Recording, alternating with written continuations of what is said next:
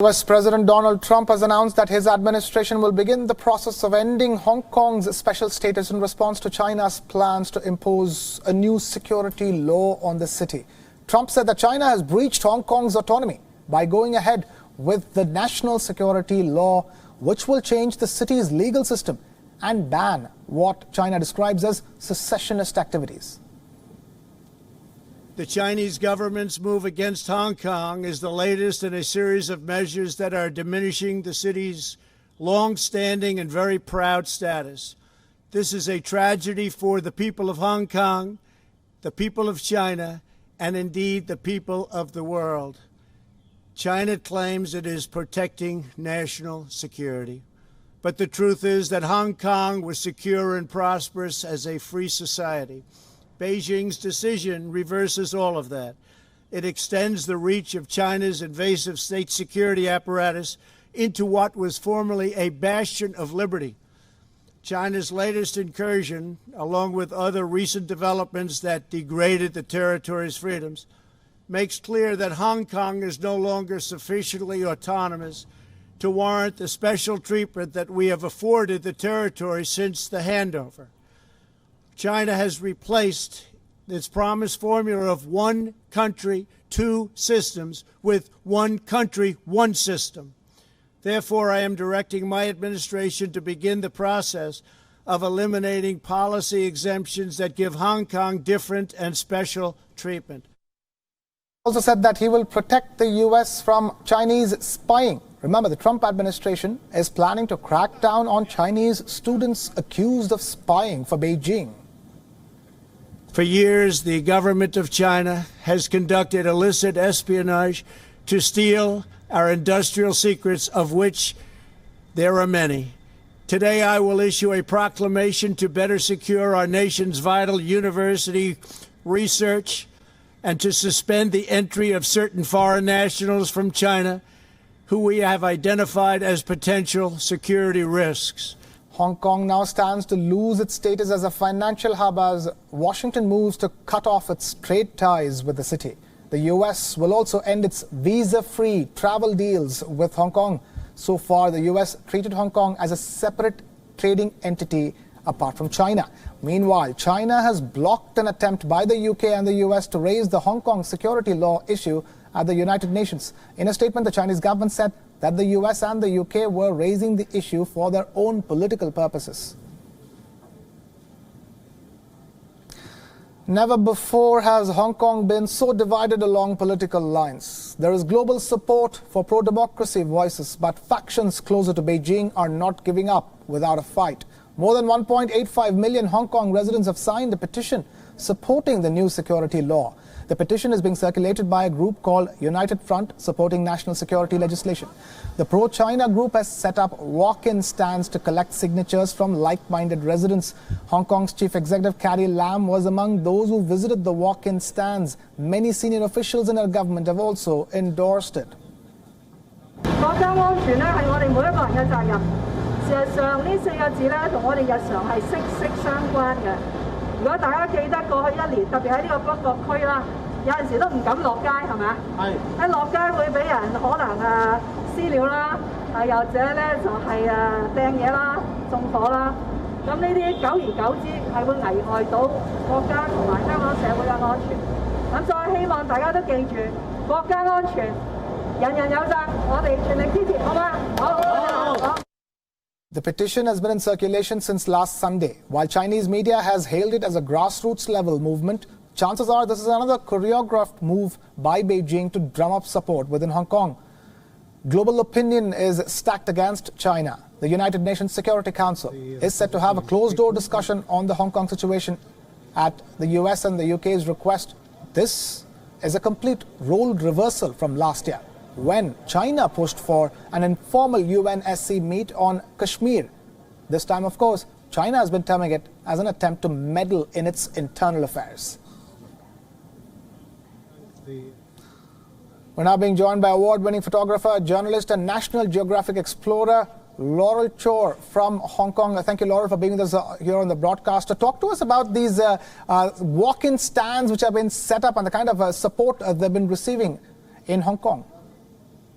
I actually haven't seen them around, but I would be very skeptical of those signatures collected. These kinds of campaigns have a history of inflating the signature numbers. There's been eyewitness accounts of these kinds of stands collecting multiple signatures from the same person. And ultimately, you kind of have to wonder how much legitimacy this law has if the people who support it are forced to go out on the street to collect signatures to say that they support it, when actually no one has a say over it. The point of collecting signatures is to detract from the fact that no one in Hong Kong had a say over it, including its government. Right, and now with the US's latest move, which is going to cut off trade ties with Hong Kong and sever this special status that was given to Hong Kong, it could have a devastating impact on the city.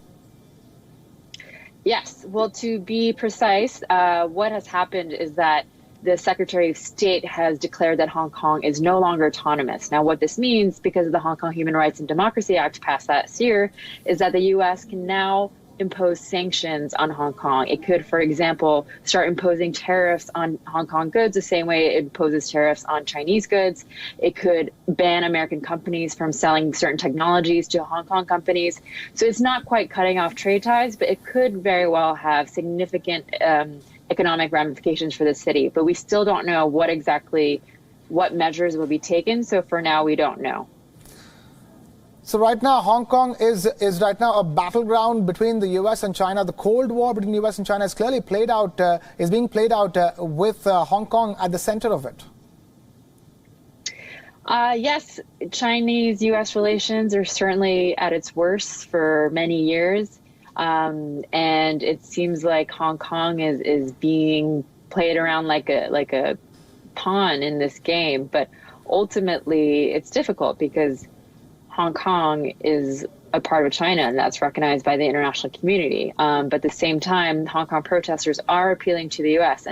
And Taiwan is also looking very closely at what's happening in Hong Kong, because Taiwan is also similarly at the crossroads of this tension. And the U.S. is an ally of Taiwan, but China claims that Taiwan is a part of itself when Taiwan itself claims that it's not. So Hong Kong is certainly at the crossroads of that, but I think it's probably more tense around Taiwan, where there are actual military exercises being played to show force. Right. Even before the pandemic hit, there were strong protests by the pro-democracy activists in Hong Kong, and now post the lockdown, they're continuing within the Hong Kong Legislative Council. There are plans for a larger wave of protests in the days going forward. Yes, there are certainly protests coming. I think the response from the protesters has been fairly muted since the news broke last week. The police have shown that they are willing to crack down further on protests, in that they are stopping the protests before they even have momentum. They're breaking up marches before they even get violent, which means they're also using tear gas and pepper bullets on peaceful protesters. They're also detaining dozens of people on the street. Apparently 100 school children were arrested on Wednesday. So the crackdown does seem to be intensifying in terms of the police being less discriminate about who they're detaining and arresting. And it seems like they want this to have a deterrent effect. So there are certainly going to be more protests, but with these kinds of tactics from the police, I'm not sure we'll see the same momentum that we saw last year. So in that sense, do you think Hong Kong is preparing for an eventuality, be it the national security law or the national anthem law for that matter? Yes, I think, Hong Kong people knew from the moment we were handed back to China that Hong Kong's time as an autonomous city was up in at most 50 years, and that time has been cut short by the passing of these laws. And protesters also know that they are probably not going to be able to change the outcome. But for protesters, the dozens of protesters I've spoken to, it's important for them just to make a stand. So I think we will see them make a stand, whether or not these protesters think they have a chance of actually preventing these laws from passing. In that sense, what are you seeing as the future of Hong Kong from here on? It's been a situation in which the fault lines have clearly been exposed within Hong Kong. Yes, that's a very good question. No one knows. We are in uncharted territory.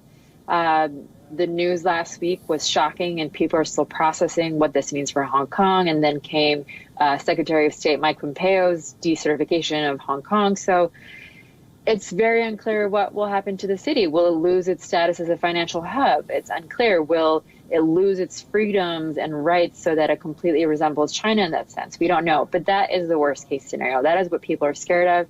But maybe there will be some sort of middle ground where China uses the laws to stamp out dissent the best they can, and Hong Kong is otherwise able to function more or less the same, minus, of course, many freedoms and rights.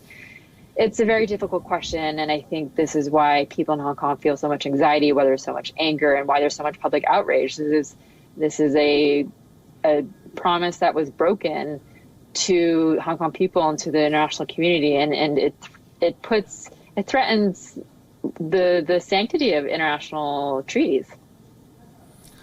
Award-winning photographer, journalist, and National Geographic explorer Laurel Chor joining us live from Hong Kong with that perspective. Thank you, Laurel, for being with us here on WION World as well. Thank you.